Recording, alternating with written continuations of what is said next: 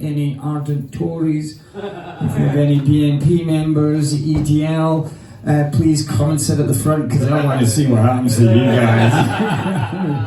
Ladies and gentlemen, Finn Lag, one of my favourites in the circuit. He is an absolute delight. He keeps me sane. Ladies and gentlemen, put your hands together, get up for the final Stephen B. Hello. Wicked. 'Tis the season to be jolly. Yeah. Unless you're working 2 0-hour contracts to pay your gas bill. And you're hoping your nana will survive the winter if you sew her into your duvet. I just hope all those red wall voters who lent their support to Johnson at the last election will stand by their decision this winter as they burn the last of their furniture to heat up a turkey ready meal. Most popular Christmas presents this year? Draft excluders. And coal to burn on the fucking picket lines. But at least we don't have to worry about Santa Claus this year. No. Now we're out of the EU, we can stop that fat Finnish fucker at the border. Him and his rabid EU reindeer coming over here with his tariff-free gifts, 50 migrants clinging to the underside of his sleigh. If British families can't afford to buy their kids presents this Christmas, they should spend less money on booze, fags and tattoos.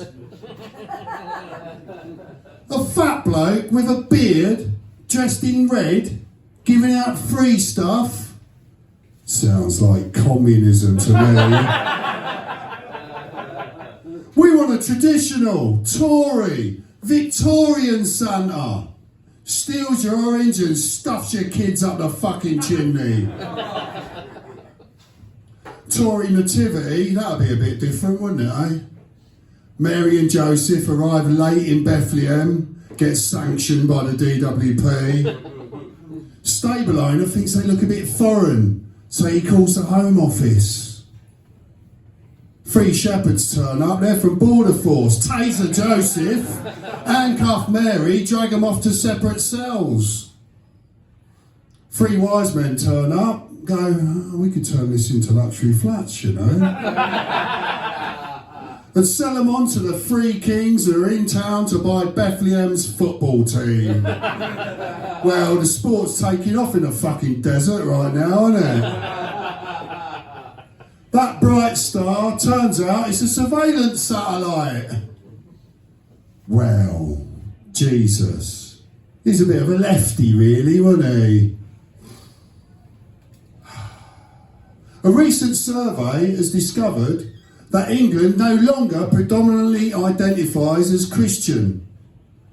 Because the nearest we'll go to a church this Christmas is if they've turned it into a Starbucks.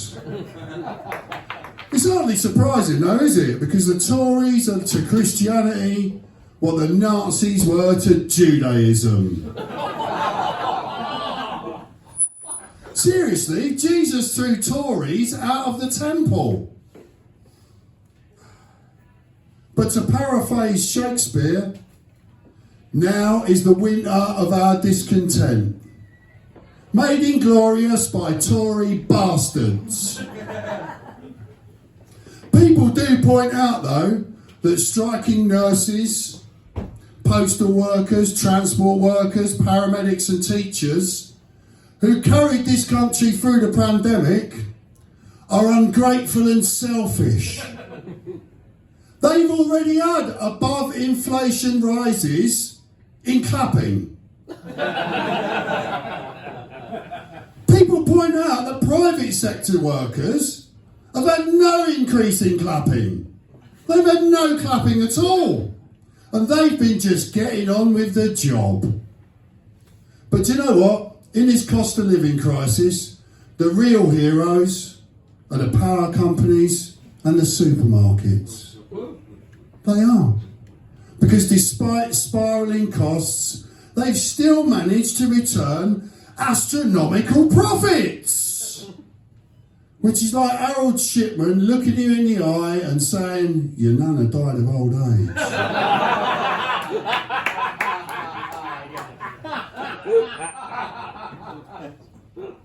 But spare a thought for the Tories, it's been a hard year for them. 3 Prime Ministers in less time than it takes to become a McDonald's branch manager. So we've had a moron cosplaying Churchill, a moron cosplaying Thatcher, and a man so rich, the King asked him for help with funeral costs. And talking of funerals, I don't know about you, but I'm still mourning the death of the country's oldest benefit cheat, the Queen. Oh, come on, she lived on an estate, had 4 kids, 8 grandchildren, 12 great-grandchildren, and they're all on fucking benefits. That family would not seem out of place on the Jeremy Kyle show.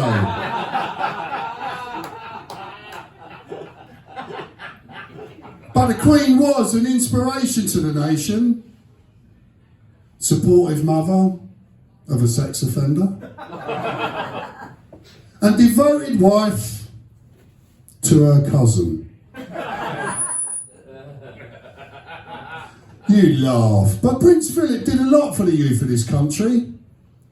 And lots of kids wanted to do the Duke of Edinburgh, especially after he'd introduced them to Jimmy Savile. Of course, when Her Majesty died, all the royals went up a notch, like some awful sports league.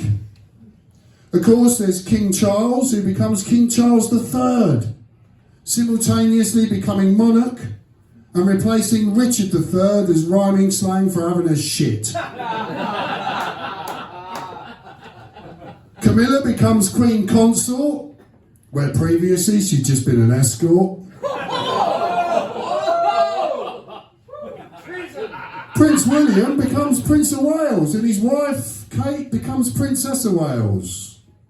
A title that previously died in a Paris underpass. But it's alright. Prince Andrew will still be known as the Duke of Nonceminster. But he picks up an additional Scottish title, the Loch Ness Noncer. According to the Daily Mail, Harry and Meghan's new title is Selfish Traitors Who Killed the Queen. But of course the whole country was mesmerised by the new reality TV show, The Queue. Where thousands of sycophantic peasants forgot the deprivations of late model capitalism by shuffling along the South Bank like a Depression-era soup queue to look at a box that may or may not contain the body of the richest woman in the world, Schrodinger's sarcophagus.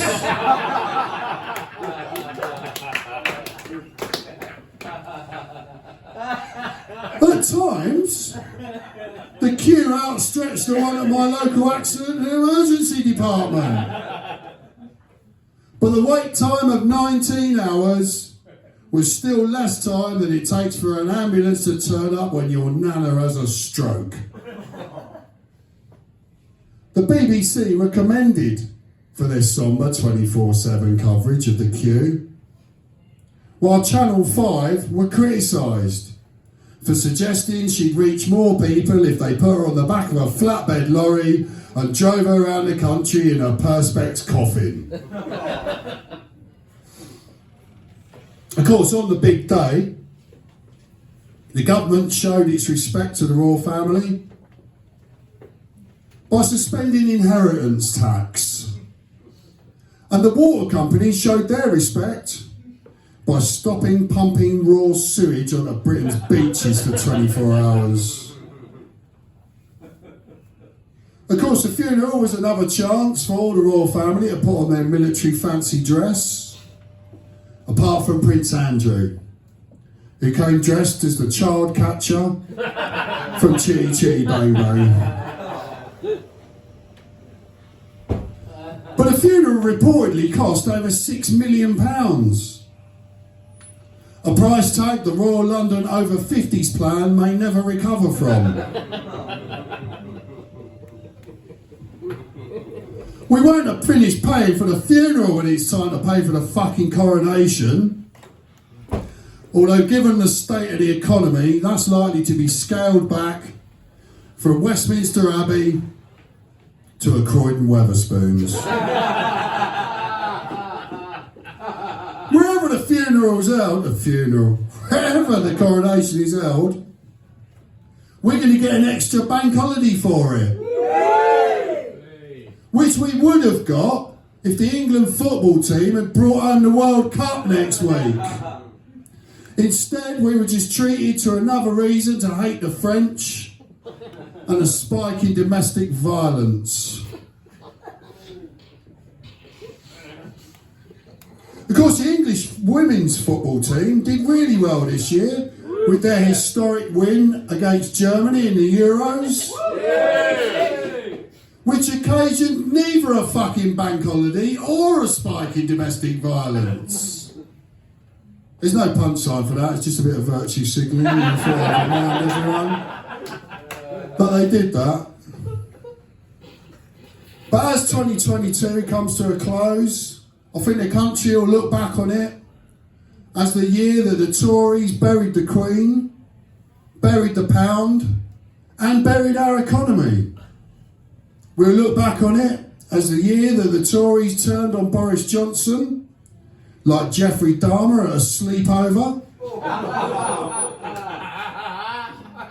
We'll also look back on it as the year that our new Prime Minister was chosen by less than 100 of his own MPs. But I will always look back on 2022 as the year when we could have left Matt Hancock to die in the jungle, but we fucking didn't. Happy New Year. If you want to watch any of my sets or this set, if you just go to YouTube and search for Bad Stevie Comedy on YouTube, it's not safe for work. Cheers. Carl, thanks for a year, lovely year. It's been awesome.